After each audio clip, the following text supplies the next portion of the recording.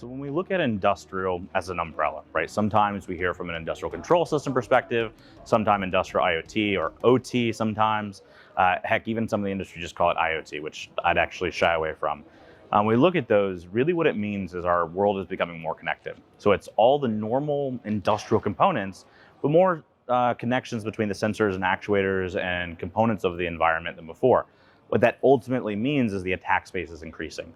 There's more opportunity for attackers to influence our physical processes, which could lead to environmental damage. It could lead to a loss of safety and considerations around that.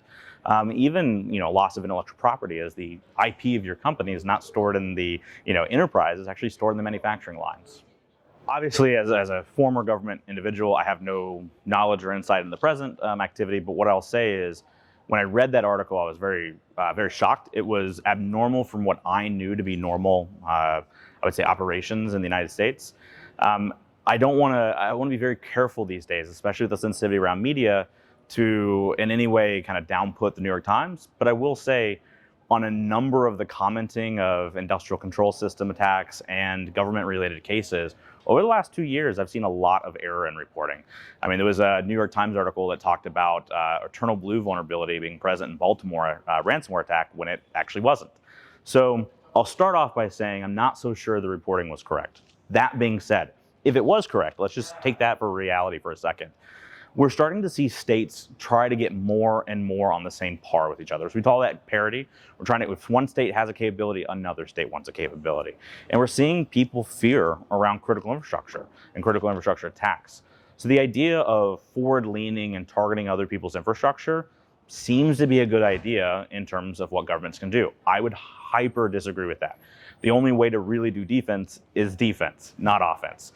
So my personal view is if any state is doing that, it should be something the international community highly condemns.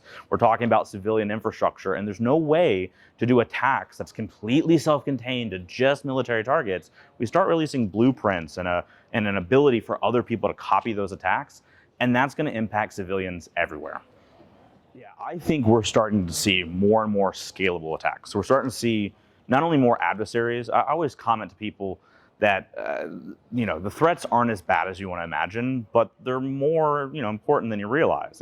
It's not this fire sale, die hard scenario where we're all going to lose lights, but we had an attack in 2017 where the adversary purposely tried to kill people.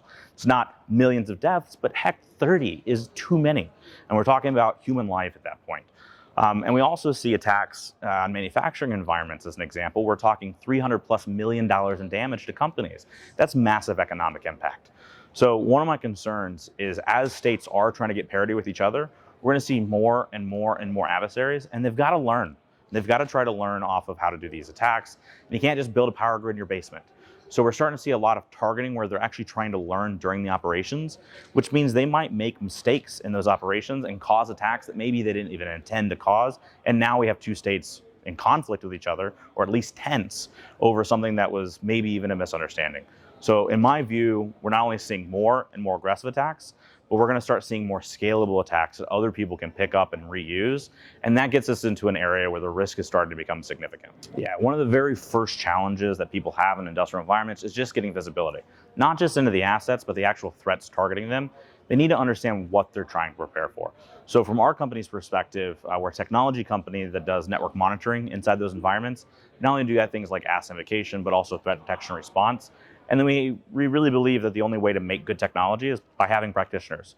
So we've got a very awesome intelligence team and a very experienced services team that does things like incident response, and then constantly driving those lessons back into our software.